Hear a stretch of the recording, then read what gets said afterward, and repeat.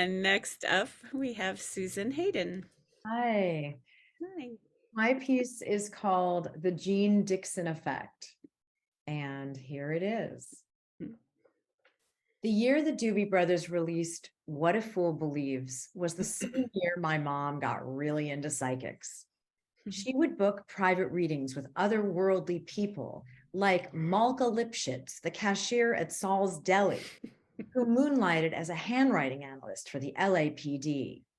And Dolores Cartolucci, a clairvoyant who practiced psychometry and had a who's who of celebrity clients who hung on her every word. Mom would invite me with her on these outings. Dolores would take our watches, rings, and bracelets into her bathroom and close the door while we waited for answers in her sunny kitchen. Then she'd return and analyze our jewelry's energy. She predicted my father's death before he was even sick. She encouraged me to call someone named Chris with whom I'd had a horrible first date. We were married for nearly 2 decades.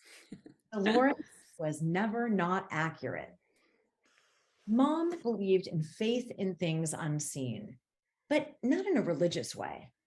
When I was 9, I randomly met Peter Hurkos, considered to be the world's greatest psychic. He'd advised the police about the Boston Strangler and the Manson murders. Years earlier, he'd fallen off a ladder, hit his head, was in a coma, and when he awoke, started having these prophetic visions. A multi-million-dollar career ensued. Mom's friend was his Hollywood agent, and one day we all stopped by his mansion in Holmby Hills to drop off a check.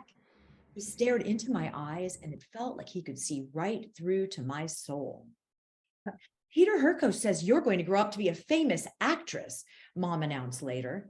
He saw it. He felt it. He can see into the future, you know. He's always right. Well, that time he was wrong. He did set me on a path to study acting, which led to writing, and it may never have happened if not for that fateful meeting where my artistic leanings were reinforced for the very first time. Sometimes Mom would call to read me my horoscope from Jean Dixon's syndicated column. Dixon had made a few accurate predictions, possibly the assassination of JFK being one of them, but mostly what she spoke of never happened. In years to come, when I would seek out answers from mystics and sometimes those predictions would not come true, Mom would simply say, that's called the Jean Dixon effect. Remember, only 4% of psychics are real. Then there was the bad luck ring. Stunning, ancient, sapphire, a gift from one of Mom's former suitors. She kept it hidden because every time she wore it, something horrible would happen. I crashed her Mercedes in Benedict Canyon the first day I got my driver's license. Mom was wearing the bad luck ring. Our French poodle got deathly ill from a case of parvo. Mom was wearing the bad luck ring.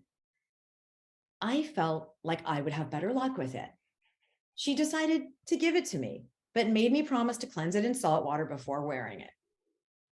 That day in 11th grade, when Jeff Thorne ghosted me after taking my virginity, I was wearing the bad luck ring. In 2005, when I miscarried, I was wearing the bad luck ring. When Chris died 15 years ago in the snow, I was wearing the bad luck ring. Get rid of it, my mom insisted. It's ruining your life. After Chris's death, I turned to psychic healers for answers. I needed to feel that invisible thread that connected me to the unknown. And sometimes a handful of words from strangers with heightened intuition helped me more than any family member, therapist, or close friend ever could.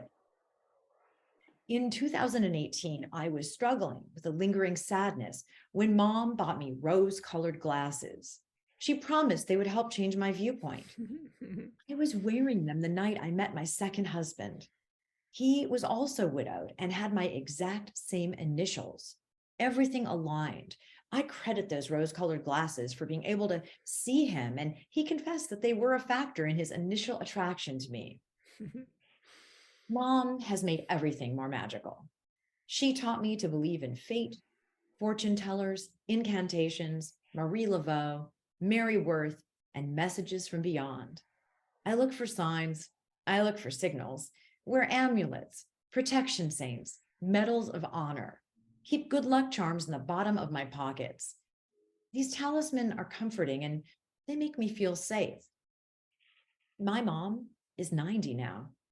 She still loves garden variety enchantment, but answers from others don't carry as much weight as answers from inside of herself.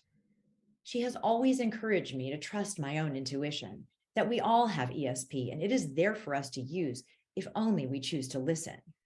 I mean, even a really great psychic will ultimately lead you back to yourself. Mm. Ah, such a beautiful, beautiful story.